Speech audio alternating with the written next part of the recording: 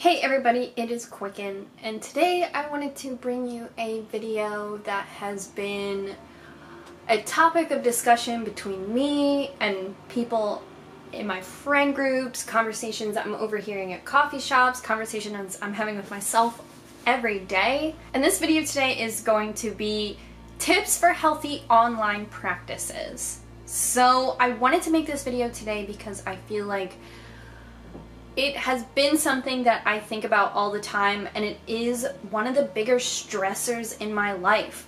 I spend a majority of my life on the internet, I spend a majority of my life on my phone, but it's also one of the most fulfilling things that I do. It's something that I reach for leisure, for entertainment, to socialize. And I think there's a lot of things that I do that can be toxic or negative when I am online. So I've been thinking about different ways that I could make my experience better, different ways that I could be more successful online, especially as somebody who does, participate in toxic behaviors. I catch myself doing it all the time, and having a nice critical approach to the things I do and trying to find solutions to the time I spend on my phone and on the internet has been really cool. So today I want to share with you 3 kind of tips and experiences I've been playing around with, or I've talked to other people about, and I encourage you guys to listen up and maybe share your experiences too and things that you like to do on the internet in order to have a safe and productive time. My first tip is a little cheesy, but I think it is one of the most successful things that I could possibly do, and that is a purge and surge. And by this I mean going on Instagram or going on accounts and unfollowing different users or accounts that just don't bring you joy and that don't really fulfill you in any sort of way. For me, when I am doing something like this, I like to go through, and I'm talking about like Instagram or Twitter and Tumblr, I like to go through and find accounts that either, I don't really interact with, or that don't really bring me any positive reinforcement or any sort of positive experience. And for me, a lot of that is brands. I tend to follow a lot of brands, and I'll follow a makeup company, I'll follow a clothing brand, and sometimes this behavior, and it's not across the board. There are plenty of local shops that I love to follow. I follow a ton of coffee shops, but sometimes I'll follow brands and I don't think that it's really productive to my life or my online experience, especially and this can also go for your emails too. I unsubscribe from a ton of emails all the time. Forever 21, get out of here. I can't click every single time you have a sale. It wastes a ton of my time, and then I don't even buy anything. And I'm not saying unfollow a ton of brands. Brands are definitely something I get a ton of inspiration from, but at the same time, and this is just me personally, I felt like all of it was still so commercialized, and having that influence all the time wasn't something that was really productive to my online experience. And I feel like the more roadblocks and the more things like that in my feed that pop up, the less I get to spend time with the things that organically influence me, or for example my friends, or people in my social world doing the damn thing. And with the Instagram algorithm, I feel like you have to keep your feed as curated as possible now, because you're gonna miss a ton of stuff. And if you're following a ton of brands and you're adding a commercial element to your feed, that might be what you're into, but you might miss out on stuff too. I think another thing that is important to do, and it's an important exercise in self-care and mental health, is to go through and follow friends or people that just don't really matter to you. And I'm not saying they might not matter in real life, but also it's good to go through and see do I organically interact with this person, Or is this our only connection, that I follow them on Instagram and I like their photos? Do they like your photos back? Do you guys interact? Do you comment? Or is it just, I don't know, you're peeking in on them to see what they're up to? In my experience, it's been better for me to like unfollow old coworkers or unfollow people I may only know through an ex. Once I clear out a lot of this stuff, I feel like it offers clarity to me, and it might seem kind of shitty, like, oh, I don't want to unfollow my old coworker because what if they post something? It's like, you guys can run into each other on the street and catch up, and that could be way more fulfilling than holding on to an image of them constantly when there is no more interaction. For me, I feel like it just opens up my feed and again brings me back to seeing content that organically influences me in a positive way. And it stops with that feeling of like, oh man, when am I finally going to reconnect with so-and-so from my job of summer 2010? Never. Let's be real. And the sooner you kind of brush that out, I feel like the more likely you are to have a better experience and not have this like feeling of dread. Another thing that I kind of had to unfollow, and you can do this on your feed by selecting like see less of this, is there's a ton of stuff, especially on my Instagram, that keeps popping up that just like bums me out and puts me in a really weird dark space. And I do, you know, I am a person who has a conversation about like you can't gear your feed to only accommodate you and put you in this like rose tinted sunglasses, whatever the expression is. But at the same time, there is stuff on my feed that really challenges like my feeling of safety online, and it brings me into a dark place. And because I spend so much time on my phone, I can't go on Instagram every time with a feeling of dread, like, gee, hope I don't see something that's gonna completely fucking bum me out. So a lot of things that I will select, like see fewer posts like this. One of the biggest things I did was I got rid of all Kardashian critique. And bear with me, allow me to explain. I feel like people, and like lately this picture of Rihanna is going around too, people love to like put celebrities on these pedestals and tear them down. And I know that is just the nature of being a celebrity, but I'm someone who, I can't go on TMZ or whatever it's called, Perez Hilton, I don't read gossip magazines, and that's just because I don't ever feel comfortable normalizing the behavior where we can consume gossip and consume a ton of just like negative critique. And a discussion on whether or not the Kardashians cultivate this and encourage it, I'm not sure, but I never feel comfortable with a discussion that takes these women and just like tears them apart very critically. So I started blocking a ton of just like memes that were dedicated to like hating Kardashians and memes that were dedicated to like hating other various celebrities that I don't even know who they are. I also chose to see less of the memes that like compare girlfriends or like put people against each other. A lot of these like really stereotypical starter packs, I chose to see less of those. And I know that it kind of sounds like I'm putting myself in this very like protective pocket, but at the same time, I have to enjoy my experience on Instagram because it's something I do put a ton of time into, and I think it just makes the most sense that I would rather go and sign on and have a positive experience versus go on and see something really critical every single time.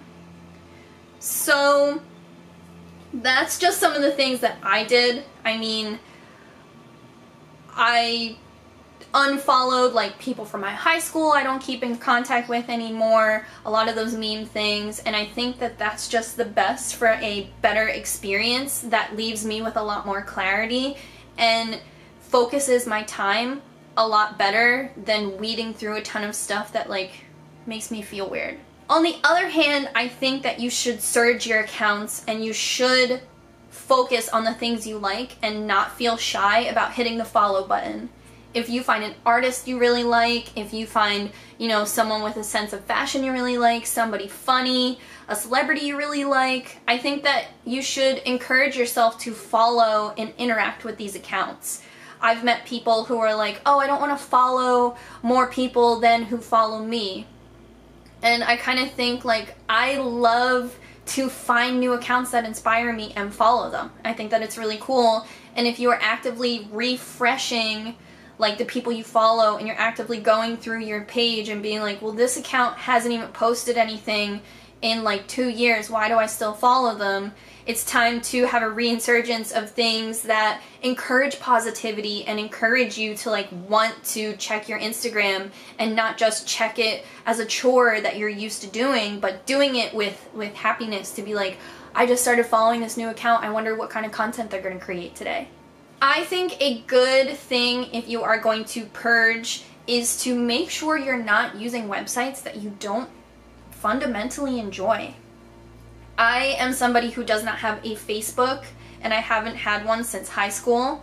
I remember I spent a ton of time outside of high school dwelling on the things that like students who graduated from my high school were doing. And when Facebook started to become more of a toxic realm, I jumped off of the ship right away because I realized how much dread I was experiencing just being on the website. So my next tip for a healthy online experience is being aware of how much time you are spending on the internet. I know that this can be really hard because the internet when we were kids, you know, was something that you checked once a day and you would watch funny videos and your friends would come home from school and you would check it out and then you would go and do something else. Now so much of our life is dependent on being online that there's no doubt in my mind that I spend at least 5 hours of it a day, minimum 5 hours online a day. I know that I am a heavy user, being somebody whose job it is to exist online.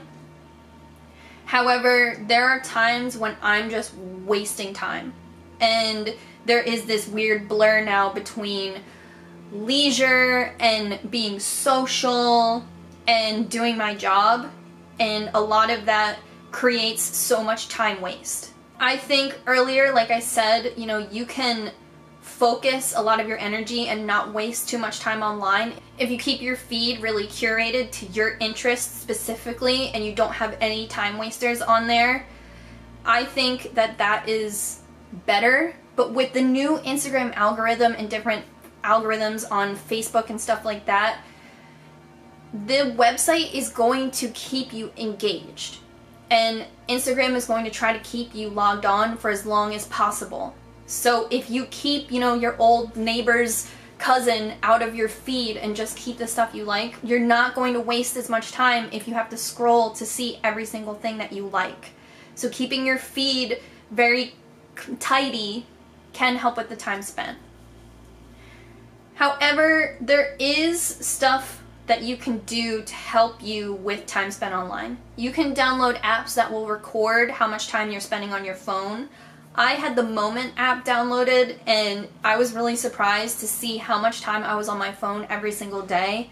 I remember there was one Sunday in particular that I was on my phone for 9 hours, and I remember it's just because I like turned on a movie and was scrolling the whole time, and then I guess I used my phone to walk somewhere, so the Maps app was open, and then I was just scrolling again, I was answering emails, and although, you know, it was just a pretty lazy Sunday, when I checked my phone the next day and 9 hours had been recorded, I was like, that's insane. And there were times when I was at work and I would still rack up 5 hours because I would shampoo somebody and then, I don't know, check my phone. And then I would eat something and then, you know, want to check my phone again. And there's no doubt in my mind that I have tendencies where I'm stimulated through checking my phone in a positive way. So if I'm feeling kind of weird, I'll check my phone and I can see something I like and then I feel better. I think if we understand those patterns and how much time we spend on our phone or on our computers, we can help curb behaviors like that And not to say that they're necessarily bad, like a leisurely Sunday where I can scroll through my Instagram, that sounds pretty cool to me, but it all ties back to what am I experiencing on my Tumblr and what am I experiencing on my Instagram? Is it negative? That could be detrimental. So all these things kind of tied together. Different things I have started to do to keep myself not like phone in hand all the time is I actually recently, I know this sounds kind of crazy, turned on my ringtone. And my phone has been on silent since like 2008. Like, it has been on vibrate for a very, very long time. And I've been spending more time with people who are less like huge social media hitters, and the people, like, spending time with somebody who is not really on Instagram and spending time with somebody who's not really on their phone, you try to like witness them, and one thing I picked up is they have ringtones on. And at first I was like, are you alright with your ringtone? But then I really thought about it, and it was like, my ringtone isn't on. So I check my phone just to see if I have a message.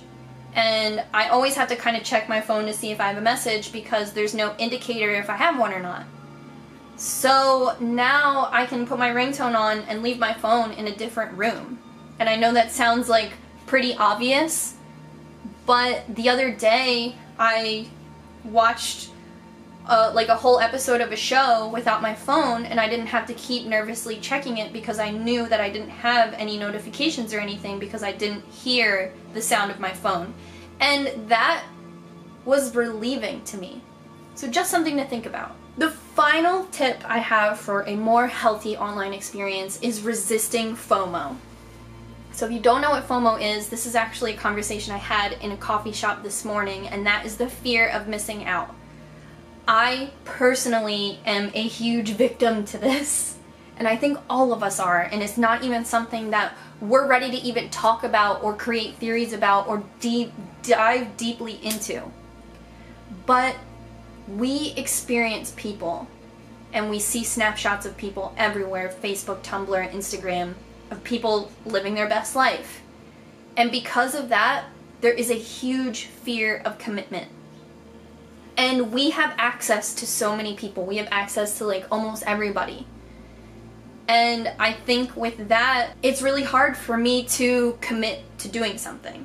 And it's really hard for me to want to go out and do something because what if my friends, decides that they want to do something? And it's kind of crazy. Like 2 weeks ago, I went to Goth Night. My friend DJs for Goth Night, and I was so stoked to go. I remember, like, I didn't see a ton of flyers for it, and I didn't see anyone posting about it, so I was already feeling, like, a little weird, like, am I going to be the only one who goes? I don't want to be the only one who goes. And then, when I got there, I remember being like, who else is coming? And my friend Jen was like, I don't know. A ton of people always say that they're coming, and I can't ever really use that to figure out who's coming anymore, because most people won't show up, or they'll show up at the last minute when it's already done. And I was like, what do you think that's about? And she was like, nobody wants to commit to anything anymore because something better might come up. But then I was thinking, there are plenty of nights where I stay home because I'm waiting for something cool to happen instead of just going out and figuring out what that cool thing is myself. And I think that in itself, like, the internet can fortify that behavior. Like, you could be at home scrolling through, seeing what your friends are up to, and you could be like, fuck it, I'm gonna go have a really killer banh mi sandwich instead, and you can bring your phone and take pictures of it, and you can create your own experience and fortify it through the use of social media. But I also think that social media hinders us in that ability too. And now that I am trying to be more social in a physical world, I find that digging through these behaviors is frustrating, but I'm also someone who participates in these behaviors, so that's hard too. Like, for example, I will try to make plans with somebody, and if I'm texting somebody for a few days, it's really cool and it's nice to like have somebody in your pocket that you're texting, but then it'll come to a point where I'm like, do you want to hang out? And they're like, yeah. And I'm like, when? And they're like, I don't know. I'll have to see. And I'm like, oh, how long does that take for you to have to see? How long does that take? I remember I like made definitive plans with somebody the other day because they were like, yeah, we should totally hang out. And I was like, what are you doing on Friday? And they were like, whoa, there. But I think that it's so true. A lot of us, you know, you want to give somebody that positive answer, like, yeah, I'd love to hang out. But when someone is like, when, you're like, I don't want to commit to anything. I don't even want to commit to hanging out once. And I think that that is so toxic. And it might just be a little bit here and there, but when you fall into that habit of not actually making plans with your friends, and you fall into the habit of waiting for something better to come along, you find yourself at home all alone. And you find yourself not wanting to make plans with anybody because you think they're gonna bail. And there are times when I make 2 sets of plans because I'm pretty sure that one will flake out. And then there are other times where I'll make 1 set of plans with somebody and wait for them, and then I'll check their Instagram story and they're already out somewhere. And I'm like, this is crazy. I think that one thing that is important to do is to make plans and commit to them. And the more often that we are making concrete plans, you know, we're going through the processes to figure out what's going on, think about it, get ready, and then attend. Because there's a ton of times where I piggyback on what my friends are already doing, and it gets me out of practice to figure out stuff that I like to do. And there was like a week where I was like, oh, I really want to see this indie movie that came out. And I asked like 4 of my friends if we would go, and everybody said no. And I remember thinking like, oh, but that was my great idea. That was my amazing idea. And then on paper I was like, bitch, to see a movie? Okay. We have to do a better job of figuring out things that we like to do and actively going and doing them. I mean, I think that the internet can celebrate things like that, but it can also hinder things as well. And finding a balance that helps you be more social is something that has to be practiced if you are out of practice. I think it's good to recognize that the internet can be great for celebrating achievements, but not using the internet to be the only reason that you create or the only reason that you go out and do something. And I think that, you know, I was having a conversation with Akira last night about like people who only post like the best content and who only do things for Instagram content. And I think, you know, it sounds hypocritical coming from me, you know, as somebody who has a curated Instagram, but it's something that I wanted to get out of the habit of. And I started to just post things that I liked all over again and not things that I thought people wanted to see. And I think that's important too. And we can all have like aesthetic Instagrams and Tumblrs and stuff, but you have to think about what makes you happy on social media and what you really do it for. Do you do it to like visit your aesthetic and get inspired, or do you do it to share experiences with your friends and with peers who hopefully share or want to share similar experiences with you? I don't know. It's hard to pinpoint it all, but I definitely hope that some of these tips have helped you, and maybe you've thought about them critically or considered them, or it's something that you practice and you're really good at. I think that we should all take time to discover our own experiences and celebrate what really makes us unique and what we really honestly enjoy. Because I feel like I lose sight of that all the time. And I'm like, what is the cool thing happening? When really I could just walk around and meet people in my neighborhood and talk to somebody face to face and see what things I really like. And not read 50 Yelp reviews about a pizza shop that I know is just going to be whatever anyway. I want all of us to progress in a positive way, and I want everybody to start pushing out this negative tendency that is starting to consume the internet, because things are getting dark, triggering more toxic behaviors that I wasn't really inclined to experience 5 or 6 years ago. I think that trolling and things like that and consuming content that you don't organically enjoy is a bad thing. And I'll see hate comments on my videos or my Instagram, and every single time I want to just reply and be like, I think it would be a more constructive use of your time to just follow content that you enjoy. And I want to share that with all of you. Don't follow Instagrams because you're just watching a train wreck. You know, don't follow all these like gossip things because you just like the drama. Think about what being overexposed to that kind of behavior does to you. I'll leave you with that. I love you guys. Until next time, definitely leave your experiences in the comments down below. Give this video a thumbs up if any of this resonated with you, even if it just means turning on your ringtone. I would love to hear what you guys have to say. And thank you guys so much for the support always. And until next time, bye.